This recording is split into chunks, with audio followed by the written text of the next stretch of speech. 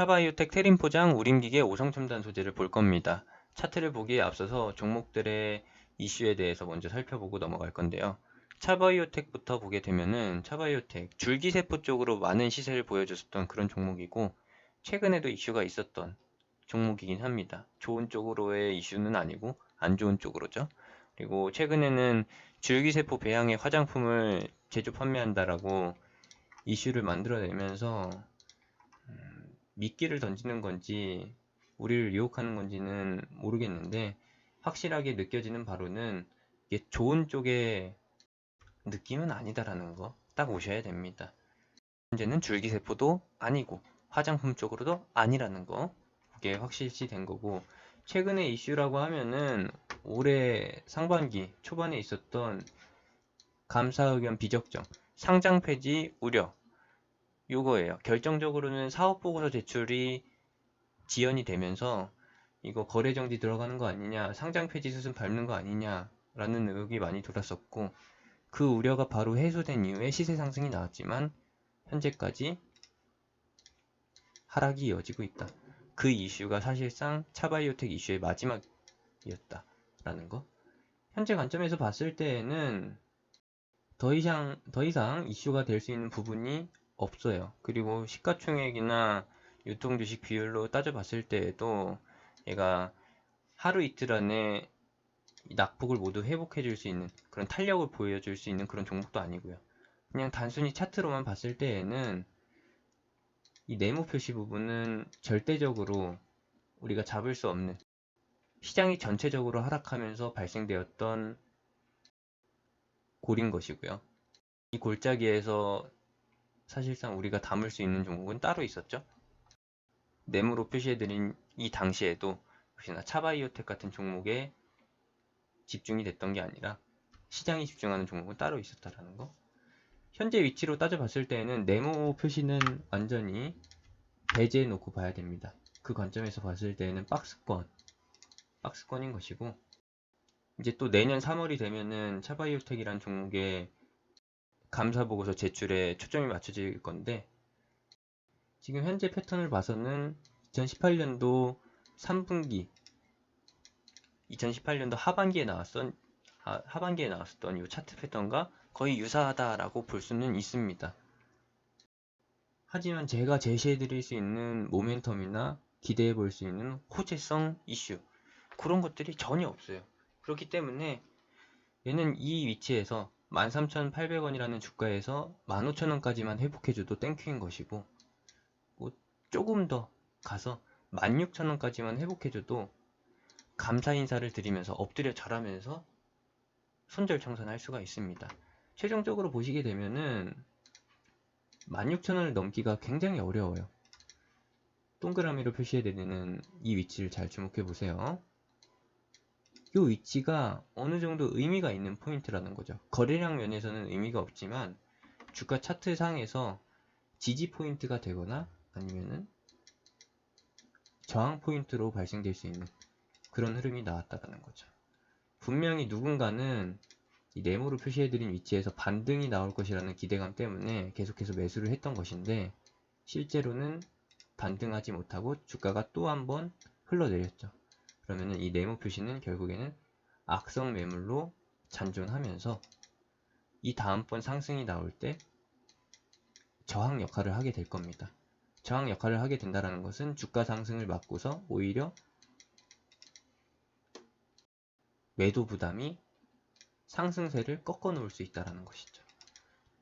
그런 관점에서 봤을 때 16,000원까지 간다라고 하는 거는 더할 나위 없이 좋은 매도 기회, 청산 기회라고 보시면 되겠고, 현재 주가는 사실상 코스피 코스닥 차트 흐름, 아니 지수 흐름, 상반과 연관 없이 반등이 나올 수 있을 만한 위치라는 것까지만 참고해 주시면 되겠고, 14,000 중반에서 16,000 사이가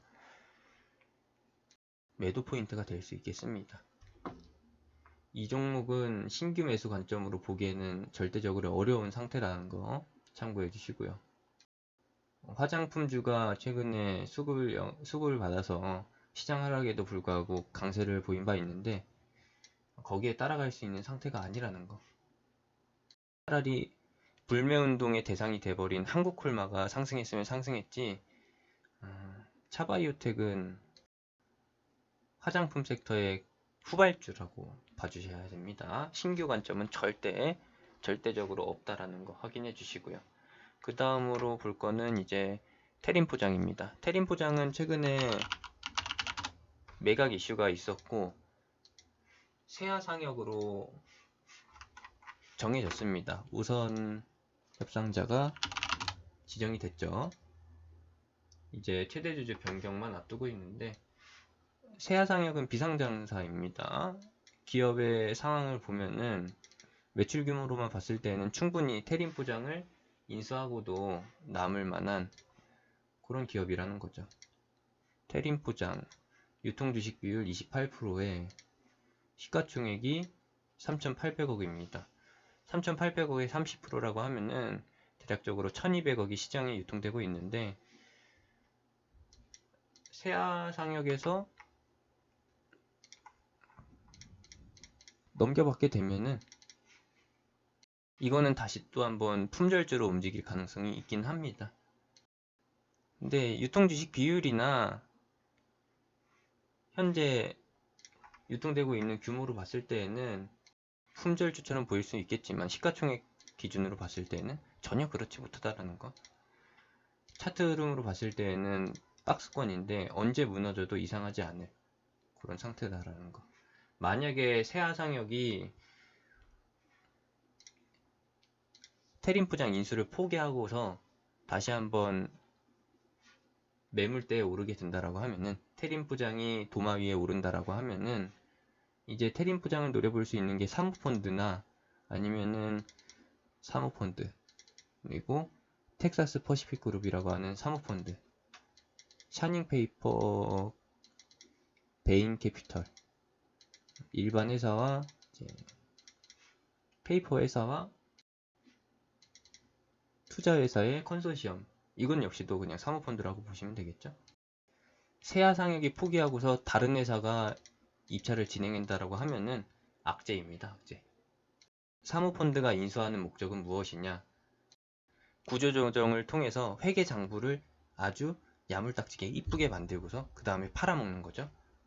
껍데기만 남겨서 팔아먹는 게 바로 사모펀드의 M&A 전략이라는 거 확인해 주시면 되겠고, 아마 세아상역으로 이대로 넘어가게 된다라고 하면은 매각 기대감으로 올랐었던 주가는 모두 다 반납이 되겠네요. 그러면은 최소한 4,500원까지, 4,500원 이하까지 내려갈 가능성이 높고, 여기서 바로 하락해도 이상하지 않고요. 여기서 버티다가 하락해도 이상하지 않고, 6,000원까지 단발적인 반등이 나왔다가 하락해도 이상하지가 않습니다. 다시 한번 세아상역이 포기하면서 도마 위에 오르게 된다라고 하면은 7,000원까지도 재상승할 수가 있겠는데, 그 부분까지 내다볼 수가 없다. 역시나 이 종목 신규 관점으로 볼 수가 없는 상태이고, 이슈가 거의 종결 상황에 놓여 있으니까, 종결을 앞두고 있으니까 빨리 청산 관점으로 비중 축소로 대응하는 게 현명할 것이다 라고 봅니다. 원래 소문에, 이 기업 매각 이슈는 소문에 사서 뉴스가 나왔을 때, 지금처럼 뉴스가 나와서 시세가 꺾이기 시작할 때는 무조건적으로 정리를 해줘야 합니다. 역시나 지금 시장에서 주목하고 있는 M&A 이슈는 아시아나항공 쪽으로 초점이 맞춰진 상태고, 테림포장이 다시 주목받을 만한 일은 없을 거라는 거, 가능성이 낮다라는 것까지만 확인해 주시면서 청산 관점으로 봐주세요. 여러 단계에서 물려 계신 분들이 있을 텐데, 7,000원 전후에서 물리신 분들은 과감하게 손절을 해주셔야 됩니다. 그리고 9,000원 부근에서 고점 매수하신 분들도 계실 텐데, 일정 부분 비중을 축소하고서 이후 단에 나올 수 있는 주가 흐름을 보고 최종적인 결정을 하셔야 돼요. 요거는 버티면 버틸수록 손실폭이 커질 수밖에 없다라는 거 알아주시길 바랍니다. 대표적인 결과로 보게 된다라면 한진칼, 대한항공 이 정도가 되겠죠. 지금 우리 테린 포장은 이런 위치에 놓여 있을 수 있다. 네모로 표시해드린 위치죠. 이런 위치에 놓여 있을 수 있다라는 것까지만 확인해 주시면 되겠습니다. 그 다음 영상으로 오링기가 오성첨단 소재를 보도록 하겠습니다.